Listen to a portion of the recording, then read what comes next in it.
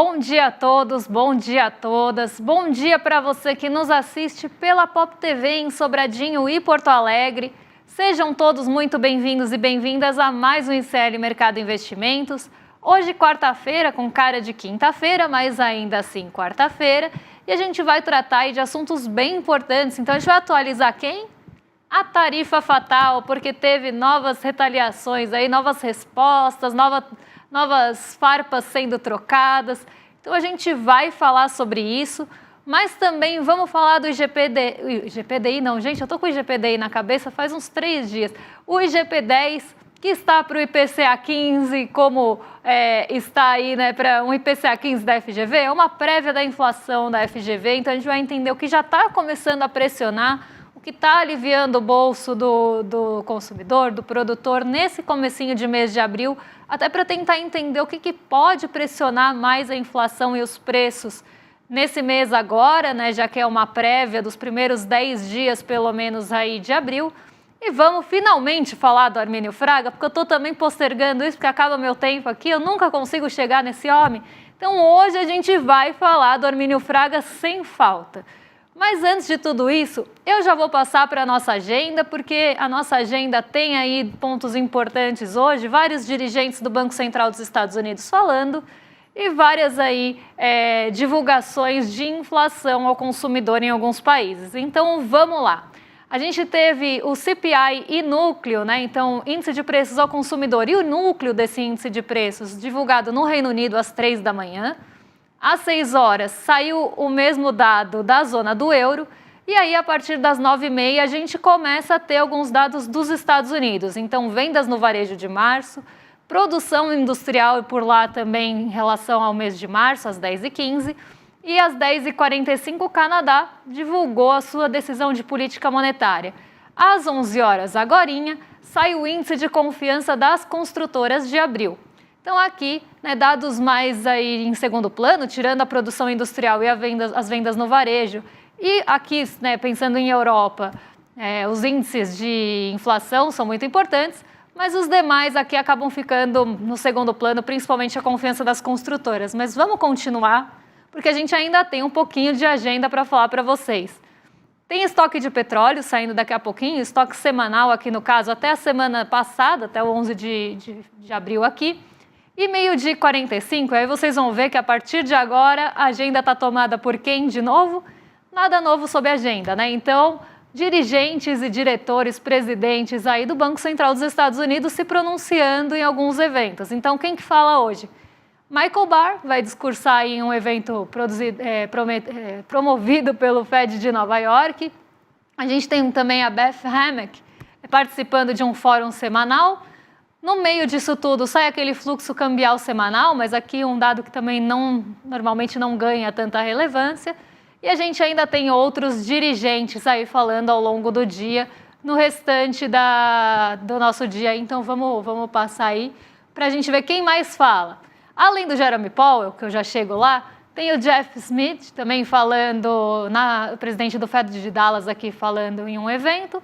Tem decisão de política monetária na Coreia do Sul, mas essa só à noite, e balanço da Alcoa nos Estados Unidos depois do fechamento. Agora, quem deve ganhar também muita atenção em meio a todos esses pronunciamentos, em meio a todas essas falas, é o Jerome Powell, porque o Jerome Powell é o presidente do Banco Central dos Estados Unidos e o peso aí dado à fala dele vai ser maior. Não que os outros não sejam importantes, todos vão ser aí, vão estar sob os holofotes do dia, mas um holofote mais forte deve ficar em cima do Jerome Powell, até porque, né, sempre se espera alguma sinalização do presidente do Banco Central, alguma fala importante. Ele fala às 12h30, então isso pode mexer um pouco com o humor dos mercados na parte da tarde e pode até trazer algum direcionamento. Como a gente está vendo aqui, não tem dados relevantes de Brasil hoje na agenda. Então a gente não tem nenhum indicador macroeconômico importante, não tem nenhum indicador de inflação, nenhum indicador ali de alguma produção brasileira.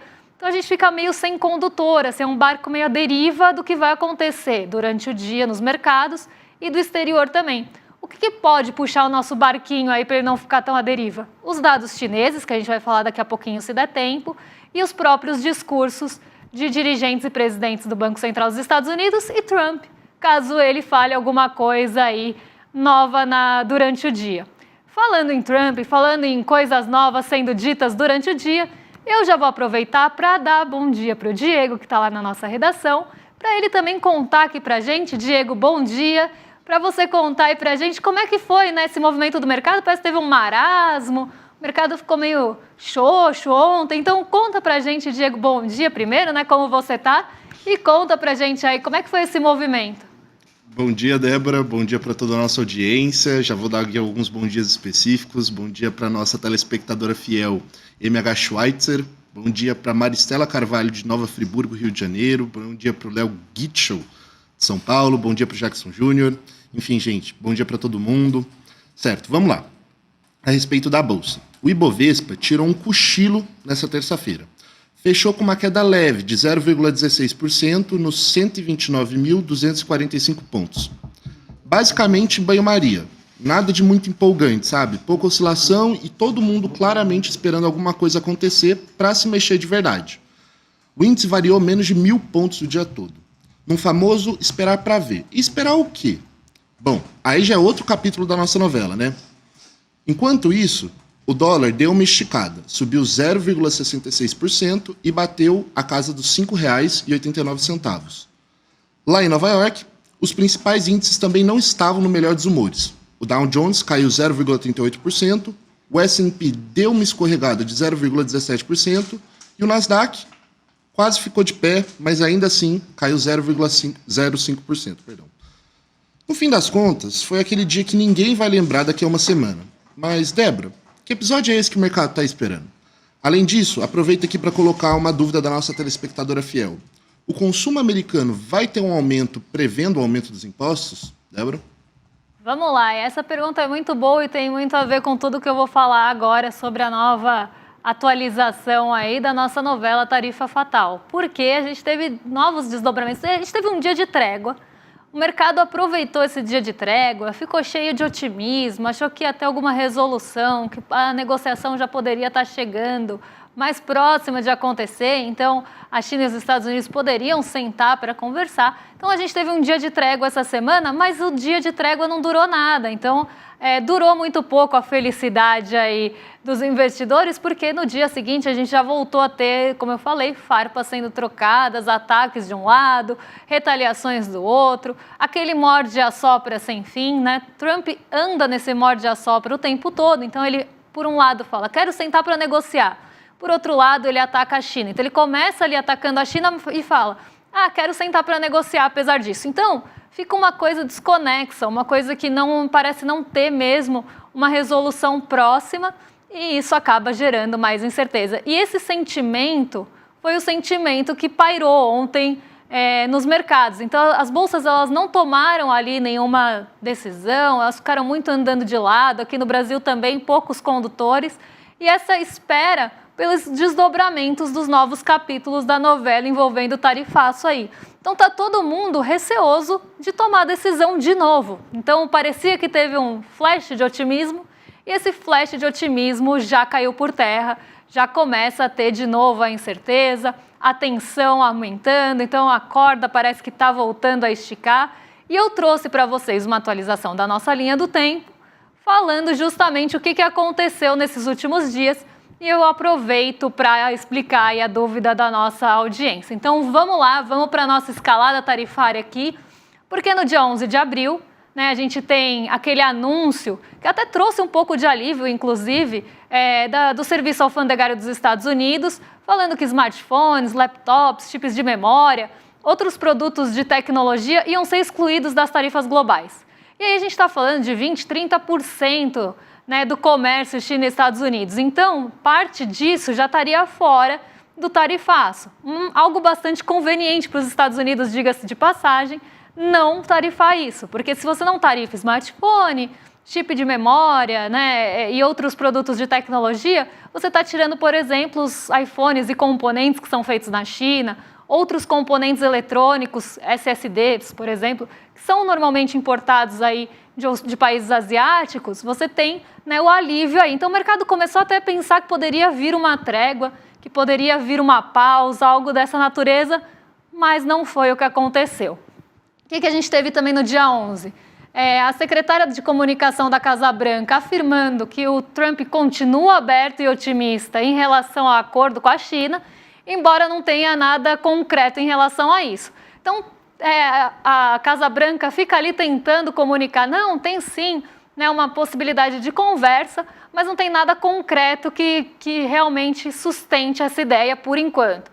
A China reforçou que a tarifa retaliatória contra os Estados Unidos de 125% entraria em vigor no sábado, então isso foi sexta-feira, né, entraria em vigor no sábado, e que ele não vai, né, a China, Pequim não vai responder mais à altura, não vai subir mais o tom em relação à percentual de tarifa, porque essa tarifa já seria inibitória o suficiente. Então eles já até deram um recado aqui, olha, 125 já é suficiente para inibir aí a importação de produtos estadunidenses, então a gente vai parar por aqui, mesmo que os Estados Unidos continuem subindo o tom. Isso foi na sexta-feira. Trump retira os eletrônicos, aí já falei, né, da lista de itens tarifados, que reforçando aí o que o Serviço Alfandegário dos Estados Unidos já tinha comunicado. No dia 12, entra em vigor as tarifas da China, então podem passar aí para a próxima página para o pessoal de casa acompanhar com a gente. No dia 12, essas tarifas entram em vigor e a gente tem uma pequena trégua, sem muitas atualizações. Ontem, isso muda de figura.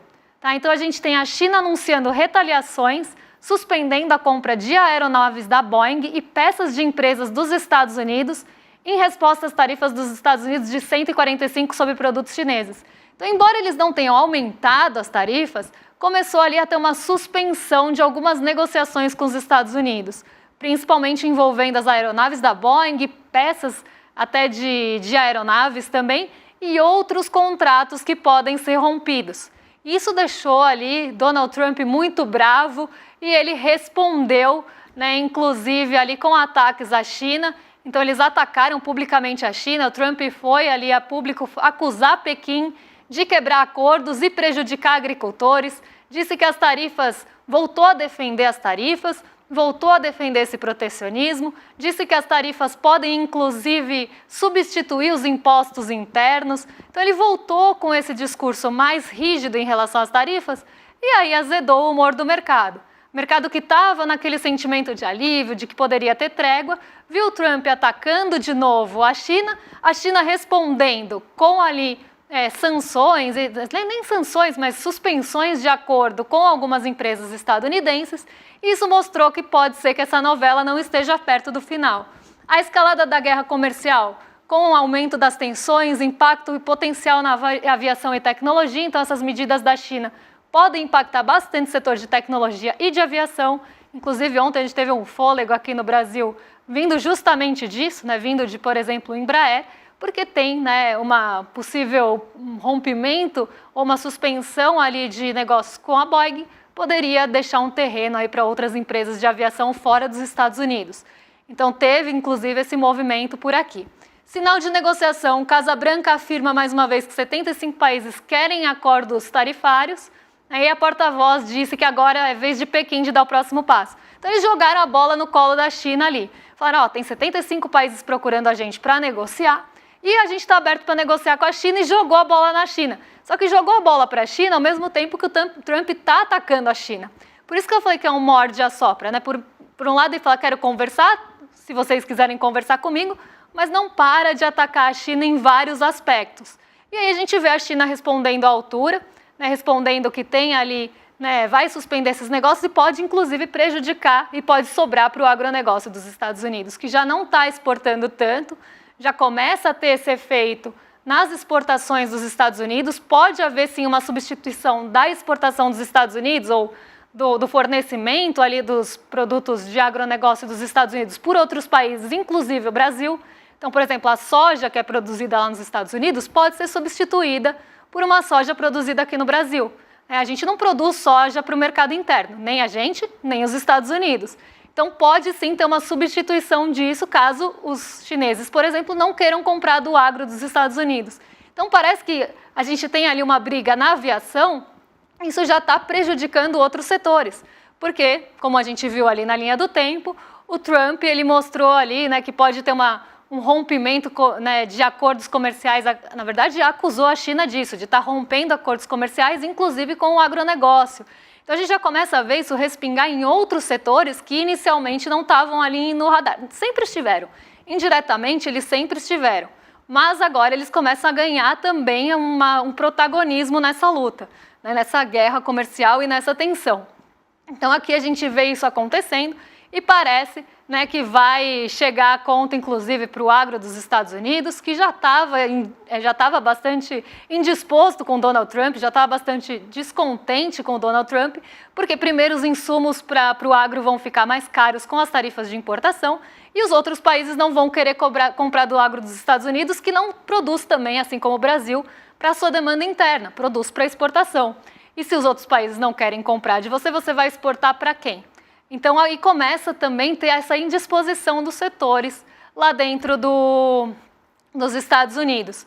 Então, mais uma vez aqui, a corda está esticando e aí acabou com a calmaria, acabou com aquela trégua, acabou com o sentimento otimista e ontem as bolsas ficaram no compasso de espera para ver quanto essa corda ia esticar e também teve uma jogada aí de água no chope no humor de todo mundo. Mas vamos agora lá para a redação de volta, porque Diego já deve estar pescando as dúvidas e a gente deve ter aí dúvidas fresquinhas da nossa audiência. Então, Diego, como é que está o humor da audiência? Está com água no chope também? Como é que está o humor aí? Temos dúvidas boas para nosso momento aqui? Débora, a audiência está, na verdade, rindo bastante da tarde que a gente fez hoje mais cedo, mas o que eu queria, na verdade, era trazer uma participação especial de uma pessoa que apareceu aqui na redação. Vem dar um oi aqui pra gente. Vivi, mentira que fizeram diretamente aqui da redação conosco.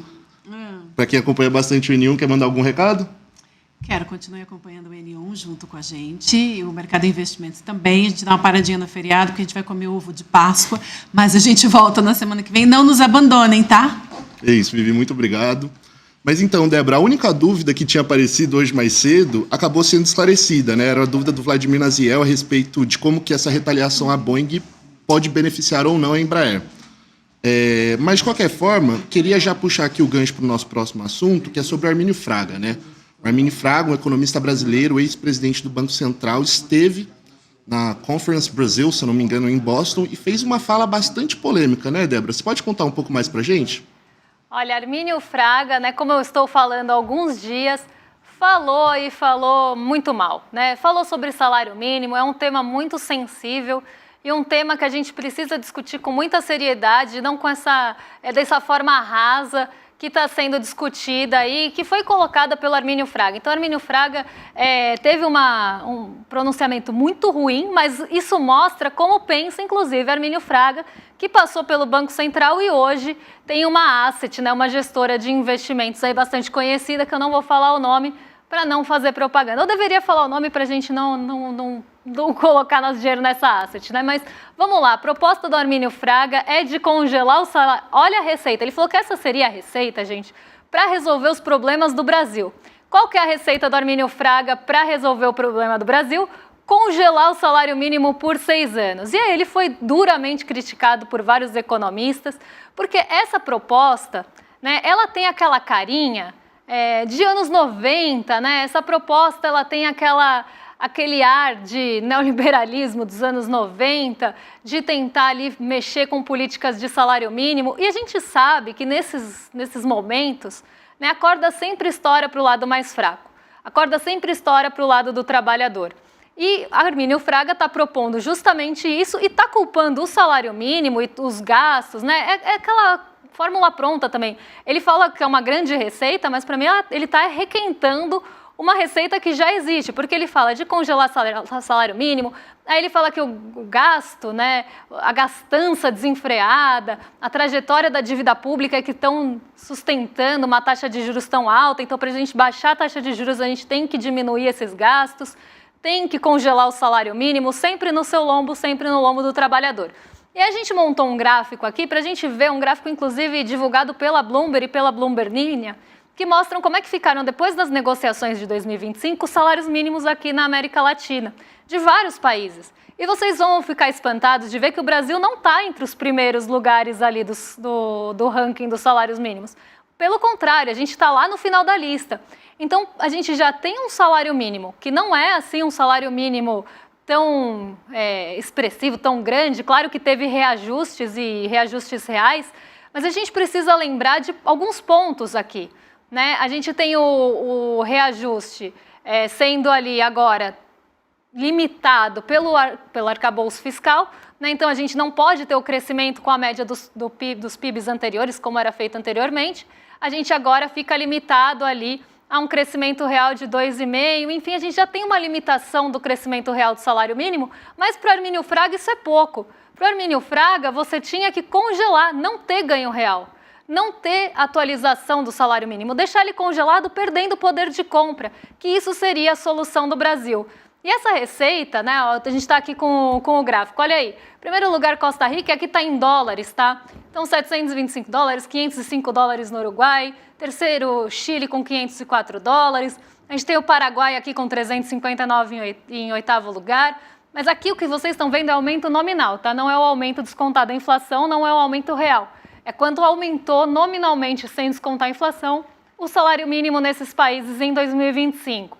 Então, a gente tem aqui alguns países com salários mínimos mais altos. Vocês sabem quanto é o salário mínimo do Brasil em dólares, considerando o dólar do começo do ano? Vamos descobrir, porque isso está lá na segunda página, porque a gente não está entre os 8 primeiros, já deu para perceber que não tem Brasil aqui. Então, é menos de 300 dólares. Então, vamos lá, 356, 341 no Panamá, na Colômbia 323, olha o Brasil aqui em 13º, a gente está acima de El Salvador, da Argentina, que está sofrendo com uma inflação grande, tem um problema cambial também bastante intenso, e de Nicarágua. Todos os outros países da América Latina aqui têm salários dolarizados maiores do que o Brasil. Mas para o Armínio Fraga é muito ganhar aí 244 dólares no mês. Para o Armínio Fraga tem que congelar porque é isso que está causando a inflação. É isso que está pressionando os juros. Olha que absurdo, olha que discurso elitista, com cara mesmo desse discurso requentado neoliberal dos anos 90.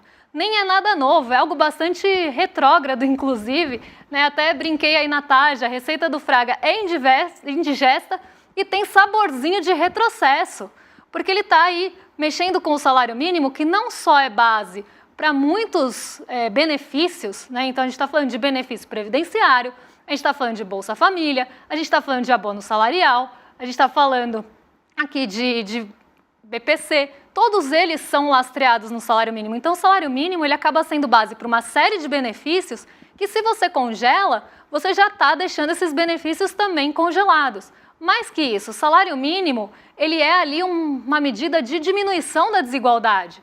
Você congela o salário mínimo, você aumenta essa desigualdade e mais ainda. Então, a gente pode ir empilhando aqui motivos para falar o quanto isso é absurdo. O salário mínimo, ele é um motor também ali. Quem ganha um salário mínimo ou quem tem um ganho muito próximo do salário mínimo, normalmente gasta tudo o que ganha. Se você diminui isso, se você achata, né, arrocha, neo-arrochismo aqui, não é neoliberalismo. Se você faz um arroxo ali, se você diminui esse poder de compra, você está diminuindo a demanda logo em seguida, porque é uma pessoa que gasta tudo o que ganha. Você começa a diminuir a expectativa de demanda futura. É um dominó, porque se você não tem aumento ali real, essas pessoas vão perdendo poder de compra porque o preço das coisas continua aumentando. Então você já tem uma expectativa que não vai ter demanda no futuro, porque essas pessoas vão começar a ter o seu salário achatado.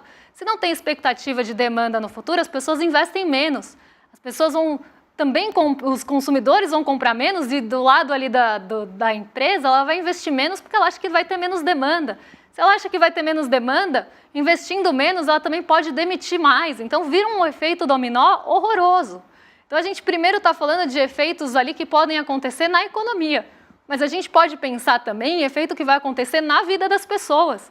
Porque se você tem um salário mínimo que não acompanha a inflação, como a gente já teve no passado, e aí é o ponto que eu queria chegar, né? A gente começa a ter aquelas escolhas que as pessoas precisam fazer, onde que elas vão gastar a renda. Você vai começar a ter as pessoas gastando mais a renda em produtos essenciais e básicos, porque a gente tem um consumo ali do salário mínimo para esses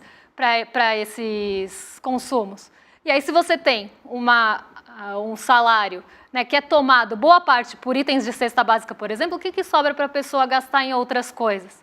Né? Então, a gente precisa pensar nisso, mas aqui eu estou falando do lado mais econômico da coisa, mas tem o lado social também. Aqui ninguém é tecnocrata de ficar achando que ciência econômica é planilha e ciência econômica se resume ali a só modelos que às vezes são descolados da realidade. Ninguém aqui pensa assim.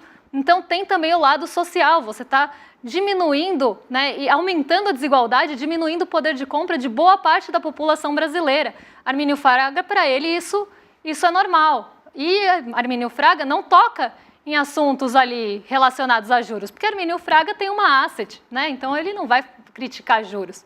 Né? Ele ganha, inclusive, aí com juros. Então você tem um lado, né, que sempre vai jogar a culpa, individualizar a culpa ou jogar a culpa no trabalhador, de colocar ali no cidadão a culpa. Ninguém está falando aqui de benefícios fiscais de forma ampla, ninguém está falando de juros estratosféricos que a gente paga, né? Ninguém está falando de tudo isso, está jogando a culpa de todo o problema do Brasil no trabalhador e no salário mínimo, o que é horroroso. Né? Então você tem, né, de novo esse discurso, e aí vamos combinar, gente, porque Armínio Fraga sempre fala esses chavões, né, não é de hoje, e parece que, né, nada mudou desde que ele foi presidente do Banco Central. Então será que ele está tão certo assim? Porque a gente teve, né, se a gente pegar ali governo Temer e Bolsonaro, a gente não teve praticamente ajuste de salário mínimo. A gente não teve ganho real no salário mínimo. E a gente teve alguma mudança na trajetória da dívida? A gente teve alguma mudança na trajetória dos juros? Isso teve algum efeito de fato? Porque faz muito tempo que essa austeridade toda ela é defendida e a gente já teve momentos de austeridade e que não deram em nada. Então parece que, né, Armínio Fraga está requentando mesmo, está repetindo uma receita velha que já não deu certo. Então ele está falando que essa é a solução, mas essa solução já foi aplicada e não deu efeito nenhum. Olha como é que a gente está. Continua tendo, e nem tem trajetória explosiva da dívida, tá? Nem estou entrando nesse mérito, não tem um problema fiscal tão grave. O problema dos juros são outros. Né? Não dá para ficar jogando sempre na conta da gastança, do salário mínimo, do trabalhador, porque isso já não cola mais. Porque se colasse, a gente já estaria com o problema resolvido, certo? E aí a gente vê que não está. Né? Inclusive, teve uma frase muito boa lá na notícia que está no nosso site, que é da professora Simone Deos, que ela fala assim, né, Armínio Fraga sempre repete esses jargões, né, de paciente na UTI e tudo mais, e parece que a única previsão que ele acertou até hoje, né, foi a do... Ali, eu vou até pegar a frase dela, porque ela é muito boa. Vou pegar aqui rapidinho antes de passar para o rolê e de falar para vocês assistirem a nossa aula. Então, se quiserem já deixar aqui o nosso link para o pessoal já ir se inscrevendo na nossa aula, enquanto a gente pega aqui a frase da professora, que ela é maravilhosa e eu queria repercutir aqui com vocês, mas aqui vocês têm o link para se inscrever no replay, para garantir o ingresso. Quem não conseguiu assistir ontem, eu estava aqui, a aula foi incrível, tem ali bônus muito legais para quem entrar no plano vitalício, tem um livro incrível do Rajun Chang, que eu sou muito fã, então assiste porque a aula foi realmente muito boa, e ensina um monte de conceitos aí super importantes nesse momento também de incerteza que a gente está vivendo. Mas peguei aqui a frase da professora, que ela é muito boa mesmo. E eu vou abrir aspas aqui e ler antes de passar para o rolê ICL.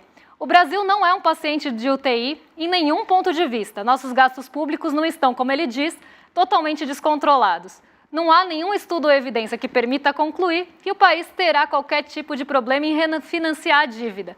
Isso não existe. Aliás, o que qualquer pesquisa pode evidenciar, porque não tem pesquisa que evidencie o contrário, mas o que qualquer pesquisa pode evidenciar é que Armínio Fraga repete esses mesmos chavões que país vai quebrar, paciente na UTI e rombo fiscal, há décadas e nada do que ele previu aconteceu. Essa frase, para mim, fecha o programa, fecha aí o pensamento de Armínio Fraga, que joga de novo aí toda a culpa no trabalhador, no salário mínimo, e depois a gente vai ter mais vídeos para falar sobre isso, porque é um absurdo e a gente precisa discutir essa história. Agora vocês ficam com o Rolê ICL, mais do que excelente companhia agora, a partir de agora com a Roberta Garcia e o Guga Noblat. Então vocês estão aí em excelentes mãos. Eu me despeço por aqui e amanhã tem mais, quinta com gostinho de sexta, e a gente traz as principais atualizações para vocês. Um beijão E até lá, pessoal! Fala, turma! É o seguinte, quer mais uma chance para assistir a nossa aula que fez o maior sucesso de educação financeira? Teve gente que perdeu por diversos motivos, né? Até por ter esquecido simplesmente e está querendo assistir. Então a gente vai liberar um link aqui para você poder assistir a aula e aproveitar tudo que ela trouxe de bom para as pessoas que estavam lá. Realmente, é 1 hora para mudar completamente a sua visão sobre o mundo das finanças e dos investimentos. E no final da aula também uma chance de você se juntar a mais de 70 mil pessoas que fazem parte da nossa comunidade, que todos os dias acompanham os mercados e tem toda essa nossa ajuda, esse nosso suporte para reequilibrar a sua vida financeira, tá bom? Boa aula para você!